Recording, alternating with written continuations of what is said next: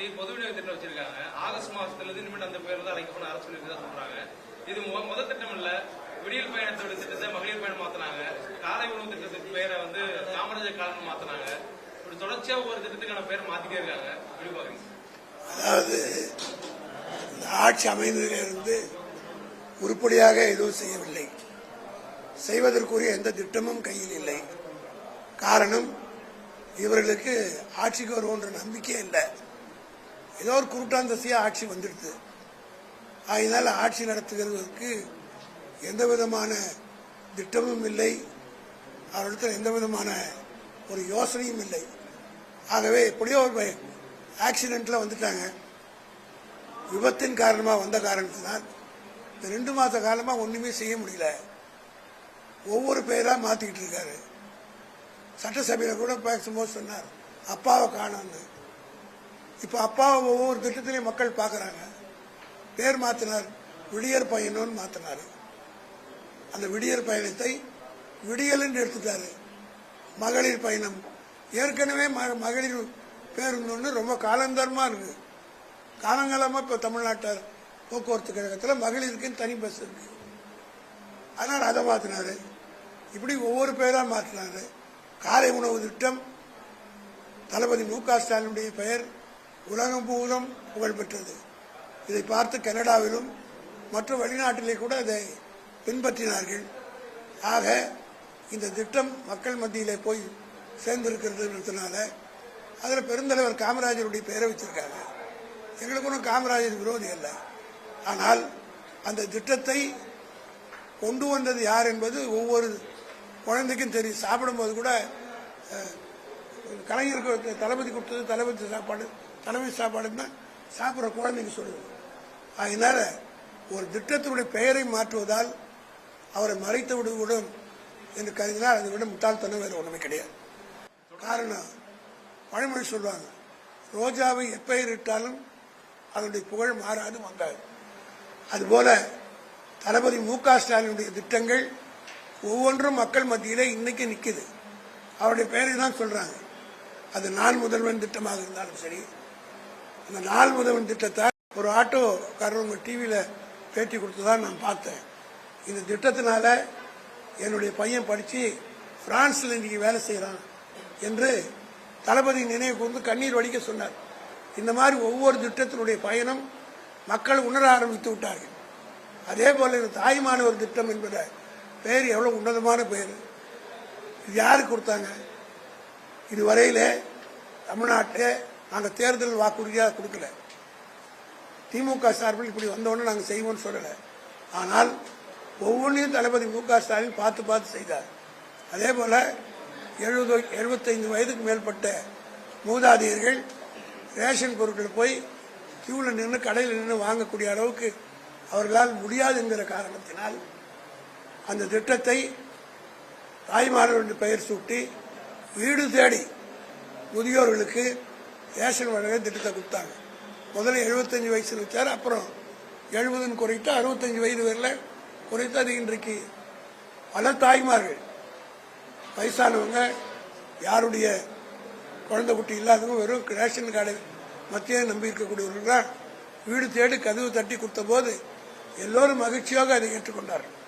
அதே போல வறுமை கோட்டு கீழே இருக்கிற குழந்தைகளுக்கு ஊக்கப்படுத்துகிற திட்டம் தான் தாய்மானவர் திட்டம். இந்த தாய்மானவர் திட்டம் எப்படின்னா தாய் உள்ளத்தோடு செய்கிறவங்க.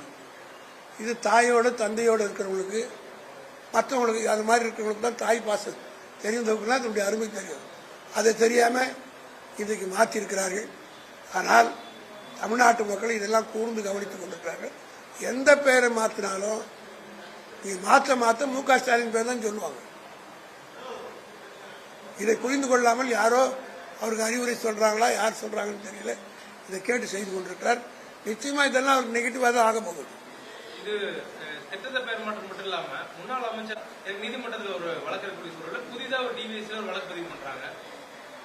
அதாவது டிவிஎஸ்சி வழக்கு போடுறதை பற்றி செந்தில் பாலாஜியை பொறுத்த முற்றிலும் அவர் திராவிட முன்னேற்ற கழகத்தில் மிக தீவிரமாக பணியாற்றி, குறிப்பாக கொங்கு மண்டலத்தில் அவர் பொறுப்பேற்ற பிறகு பெரிய திமுகவுக்கு செல்வாக்கு தெரிந்து என்பது காரணம் காட்டி அவரை எப்படி பழி வாங்கணுன்ற நோக்கத்தோடு அவர் ஏற்கனவே 19 மாதம் சிறையிலிருந்து பழக்கப்பட்டு விட்டார். அதனால இந்த மாதிரி வழக்கெல்லாம் போடுறதுனால யாரையும் அழித்து விட முடியாது, திமுக காரனையும் ஒழித்து விட முடியாது. எமர்ஜென்சி காலத்திலிருந்து நாங்கள் பார்க்காத கேள்வி காரணம் சிபிஐ பார்த்தோம், மற்ற வழக்குகள்லாம் பார்த்துருக்குறோம். ஆனால் எல்லா வழக்குகளையும் வெற்றி பெற்ற ஒரே ஒரு கேள்வி கேட்குறேன். 2001 இரவோடு இரவா கலைஞர் கைது செய்யப்பட்டார். அது பெரிய செய்தியாக போட்டாங்க, அது சந்தோஷப்பட்டாங்க. ஆனால் அதில் எஃப்ஐஆராவது போட முடிஞ்சுதா? எத்தனை வருஷம் ஆச்சு? இதுபோல் ஒரு பத்திரிகை செய்தி கொடுக்கலாம், ஒரு நாள் செய்தியாக வருமே தவிர முடிவு என்னவாக இருக்கும் என்பது எங்களை போன்றவருக்கு நன்றாக தெரியும். இந்த மாதிரி பொய் வழக்குகளை போடுற நேரத்தை விட்டுட்டு அதில் தான் அரசாங்கம் கவனம் செலுத்திட்டு இருக்கு. அதனால்தான் எங்கு பார்த்தாலும் இன்னைக்கு கூட சென்னையில் ஒரு டிவியில் நான் பார்த்தேன் 6 கொலையா இன்னைக்கு காலையில். காவல்துறையினருக்கு வேறு வேலை இல்லை, இதைத்தான் செய்து கொண்டிருக்கிறார்கள். ஆகவே இங்கே ஒரு அரசாங்கம் நடப்பதற்குரிய அடையாளமே இல்லை.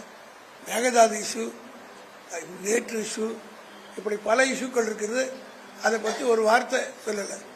இதுவரையும் நான் கேட்குறேன், அவர் போறாருன்னு சொல்கிறாங்களே, எப்போ போகிறார், என்ன போகிறார், ஏதோ அஃபிஷியலாக ஒரு அனௌன்ஸ்மெண்ட் வந்திருக்கா? ஆக ஒரு தெளிவில்லாத சர்க்கார், ஒரு திறமையற்ற சர்க்காராக, எதுவுமே வெளிப்படைத்தன்மை இல்லாத ஒரு சர்க்காரா. அதே போல் மின்வெட்டை பற்றி நீங்கள்லாம் அமைச்சர்கள் இன்னைக்கு அமைச்சர் பேட்டி கேட்குறாங்க, பிரஸ்காரன் கேட்குறாங்க, ஓடுறாங்க. 1900 ரூபா பில்லு வர வேண்டிய இடத்துல 17,000 ரூபா வந்திருக்குன்னு ஒரு ஆதாரத்தோட ஒரு பத்திரிகை நிருபர் கேட்குறாரு. பதில் சொல்லாமல் பொறுப்பு இல்லாமல் போகிறார். இது எப்படின்னா மின் வாரியத்தில் கூடுதலாக அமைச்சிடுறாங்க. இப்போ 1000 ரூபா கட்ட வேண்டிய இடத்துல 7,000 ரூபா வசூல் பண்ணிட்டு இந்த 7,000 ரூபாய் திருப்பி கொடுக்க போகிறதில்ல. ஆக கொஞ்சம் கொஞ்சமாக கழிச்சுக்கிறாங்க. இது ஒரு மோசடி, இது ஒரு மிஸ்அப்ராபரேஷன் தான். மக்கள்கிட்ட திருடுறது, அதிகமான வசூல் பண்ணி, இது மறைமுகமாக ஒரு திருட்டுத்தனமான வேலை தான். இது திருடுன்னு கூட சொல்லலாம். மக்கள்கிட்ட பணத்தை திருடி இன்றைக்கு ஈபி நடத்துகிறார்களா என்று சொல்லக்கூடிய அளவுக்கு திருப்பி 7,000 வீட்டு தப்பாயிடுச்சுன்னு சொல்றாங்கல்ல, அது உடனே திருப்பி கொடுக்க வேண்டியதானே, கழிச்சிங்கன்றாங்க. அப்போ என்ன அர்த்தம்? இந்த பணத்தை ரொட்டேஷன் பண்ண போறாங்க. மக்களுடைய பணத்தை ரொட்டேஷன் பண்ணால் அதுக்கு இன்ட்ரெஸ்டாக கொடுக்கணுமில்ல, செஞ்சிருக்காங்களா? இது ஒரு திருடு தான், இது ஒரு வகையான மோசடி தான், இது வகையான ஒரு மிஸ்அப்ராபரேஷன் தான்.